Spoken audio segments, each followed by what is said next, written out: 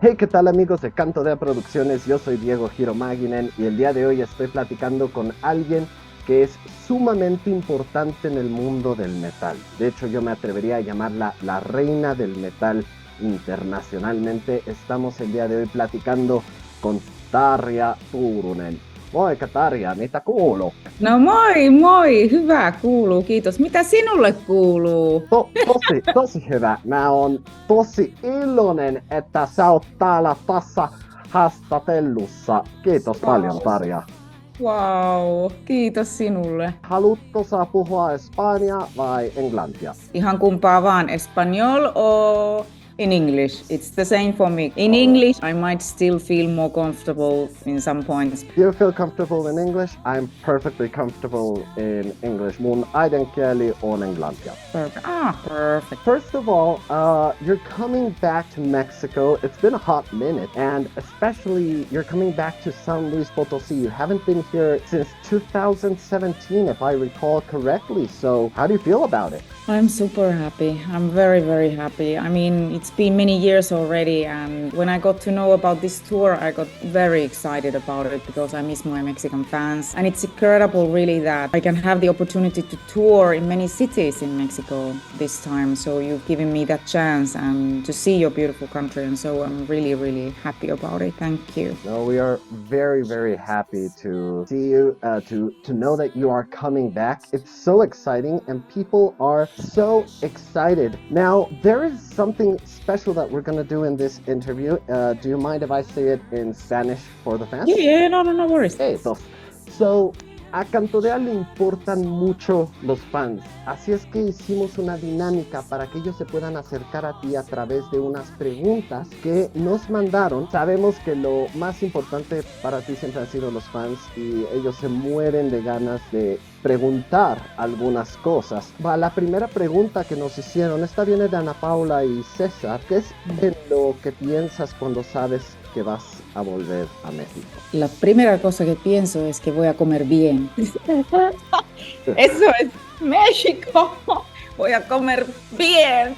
No, sí, me encanta la comida mexicana, me encanta el público mexicano, los extraño muchísimo, voy a divertirme mucho. Estamos seguros que sí, y la gente sabe que la va a pasar padrísimo en tu show. Otra pregunta que viene de parte de Adri es: ¿cuál es el momento en tu vida por el cual te sientes profundamente agradecida? Eso pasa casi todos los días cuando estoy mirando a mi hija, cómo es mi hija hoy en día, qué hemos hecho como padres, qué hemos podido hacer con ella. Ella es una persona tan buena, tan cariñosa y bueno, talentosa también, pero no es eso, es que su alma brilla. Eso me da un orgullo como madre de ver algo en esta vida hecho bien. Unas palabras sumamente hermosas y bastante emotivas. Muy bello. Y otra pregunta que viene de parte de Sahara Lara. Dice: ya tenemos a Tarja rockera y metalera, y a Tarja clásica y a Tarja electrónica. Entonces, ¿hay algún reto o sueño como artista o cantante o algún otro género que tengas ganas de explorar? Realmente no tengo planes de explorar otro género más porque ya mi carrera es súper amplio, todas las actividades que tengo en mi carrera hoy en día. Estoy trabajando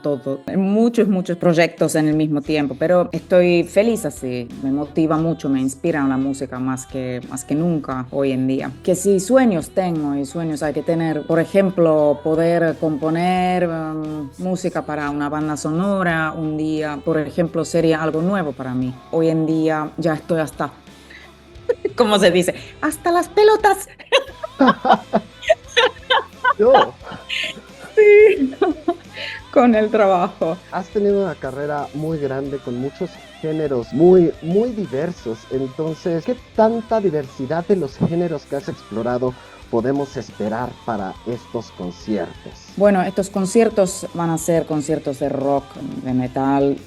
Voy a presentar mi álbum Living the Dream. Es mi best of que salió el año pasado. Vamos a estar tocando canciones de ese disco, obviamente, por supuesto, desde toda mi carrera. Y además agregamos canciones de un par de Nightwish, hacemos un set acústico entre el concierto. Es un concierto súper emocionado, como siempre mis conciertos son así. Vengo con músicos, es una mezcla de músicos europeos y músicos argentinos, buenísimos como mis hermanos. Hablando de músicos y de colaboraciones con músicos, Fanny Rubio nos mandó una pregunta interesante. Dice, si algo nos llenó de emoción fue la gira que tuviste en colaboración con Marco Héttala y la canción Left on Mars. ¿Habrá alguna posibilidad de que lo incluyas en algún álbum tuyo a futuro? Muy linda la canción, es la canción de Marco. Me encantó cantar esa canción en la última gira que hicimos con Marco juntos. Creo que para el futuro voy a seguir colaborando con Marco y créeme, vamos a hacer algo juntos que van a escuchar en el futuro también. Algo nuevo va a venir. Estaremos esperando eso con muchísimas ansias. Esta es otra pregunta que me ha llamado mucho la atención. ¿Cuál es tu mayor motivación para enfrentarte a los obstáculos que se presentan en tu carrera musical o a la hora de escribir? Y esta viene de Melali Flores. No hay que vivir con miedo esta vida. It's something that, because you never know, and I'm writing so much about this in my lyrics also, that because you never know about tomorrow, you need to try to live in the moment, and it's very hard to follow your heart. It's very hard to really take your time and to feel if you are fine in the moment where you are. I can't live with fear. So that's why I always, when there is a challenge presented to me, I always jump into it if I feel like I'm capable of doing it. So it's very important to move on and try to progress. And my motivation today, when I'm sitting down to write music, is my freedom. I feel I'm free and I don't need to do things in a certain way. It's just the moment that gives me that inspiration and that freedom. And that is really beautiful. As a big fan of your music and someone who has been to many of your shows, I can attest to the fact that the music and the lyrics always find a way to motivate and to make you feel stronger. I have to thank you for such beautiful songs and for that passion you always deliver to us and that sense of freedom that we feel along with you when you are singing the song. Thank you so much for that. No, thank you. And I feel like that when I'm performing. And I love to meet my fans and talk to them and hear their stories. And there's a lot of that, because music has saved me many times in this world. It's the same for the listeners, for anybody, really. You can find so much comfort in music. Music is pretty much a straight line to the heart, isn't it? Like a... It's really like that. Yeah. Absolutely. Now, this one comes from Yuri Volkov, and she asks, what song makes you happy whenever you're having not such a good day? And is there any song that brings specifically very good memories to you? Holy Mother. Not one of my own. I wouldn't like that because it's not like I'm listening my own music at home when I'm...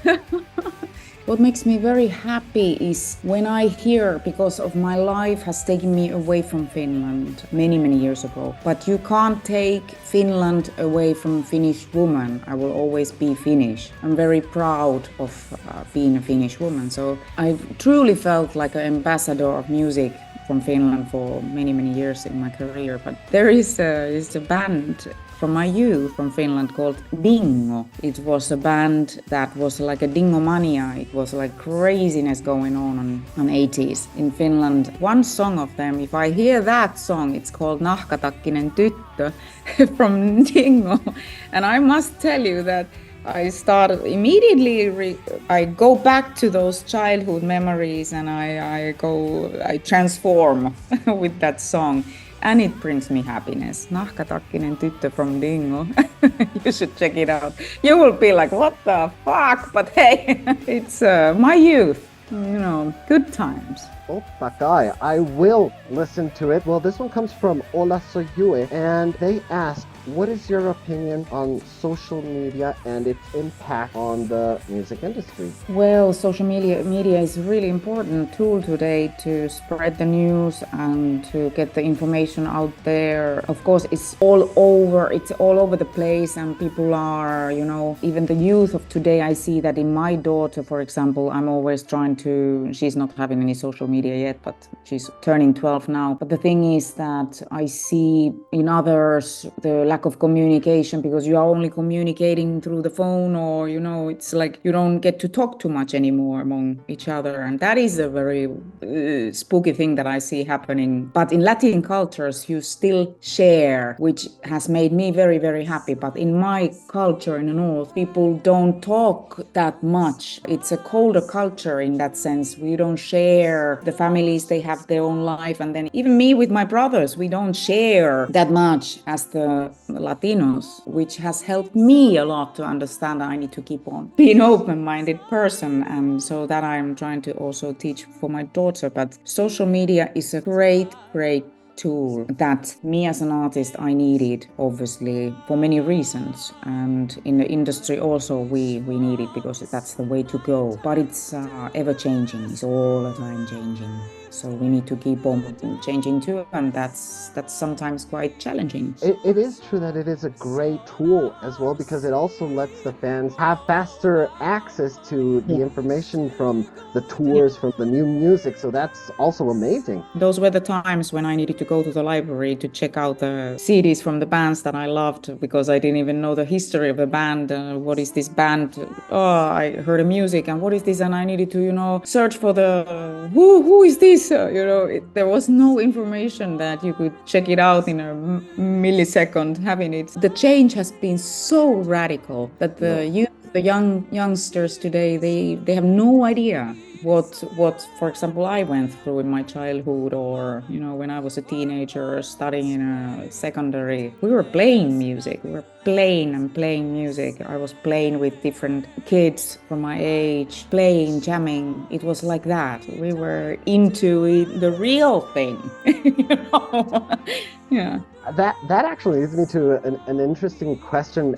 As we speak of back in the days when we had to go and literally check out bands on CDs and look for the info at the library, is there any band that might have remained as your favorite band from those times? Sure.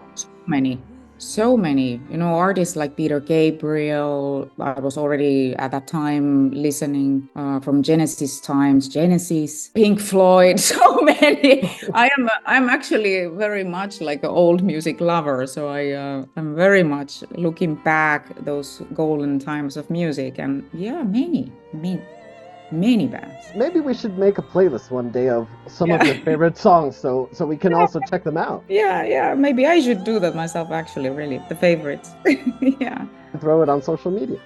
Yeah, exactly. One final question that we have. Cantodea Producciones has always tried to be open and worried about emerging talents and new talents in Mexico. For example, I have a band called Ariam, and Cantodea was the first promoter that let us be the support act of a band which was Epica back in 2022. So my question is, what do you think about the new talents, the new upcoming artists for whom you are an icon and an inspiration that motivates them to keep on following their dreams? It's amazing for me to hear the girls, I always want to kind of bring along support bands with female singers. I always like the fact to support the women in this scene, in this genre, and in general. Girls, the women, no matter of their age, they feel or they see me like someone empowering them in one way or another, which I'm really trying to do, because the connection is very important, not only to my female side of fans, but for my whole loyal fans. It's very, very important to me. As you said it in the beginning of the interview, you know it. Anybody now starting in this industry where we are currently living in, it's super challenging. Even for us who's been there for the last almost 30 years like me, it's a work, it's a really constant maintenance, and especially if you are not that one-hit artist, like a really mainstream artist, it's very, very difficult where we are living in. but nevertheless music is there for us and lives in us and moves people, and we will always keep on loving music. It's something that if you think of a life or world without music, it would be a horrifying place to be. So I still believe in rock and in music and the movement. I believe it's not dead. Like, how many times people have asked me, rock and roll is dead, do you believe in that? And I said, no, because it lives in us. It's coming from one generation to another generation, and no, rock is not dead. Music is not dead, because we still breathe and we live and we feel. And so it will be until the end of the days, let's say. Tarja, thank you so much for your time. This has been a wonderful chat, and I can't thank you enough for your time. Is there any message you want to give out to the fans who are going to be watching this interview and they're going to be like getting hyped for the upcoming shows? I am like so hyped myself. I'm really like, I'm going out to my she shed to start practicing so that I can be ready for you guys. I'm really, really so happy for this opportunity, and nos vemos pronto, México. Muchísimas gracias por esta oportunidad. Los quiero mucho. Besitos. Pues ya lo escucharon de parte de la mismísima reina del metal, Tarja Turunen. No olviden que pueden conseguir sus boletos en www.cantodeaproducciones.com y nos estaremos viendo el 24 de mayo en el club libanés potosino Tarja. Kiitos paljon ja nähdään 2 viikon päästä. Nähdään 2 viikon päästä. Nos vemos. Chao.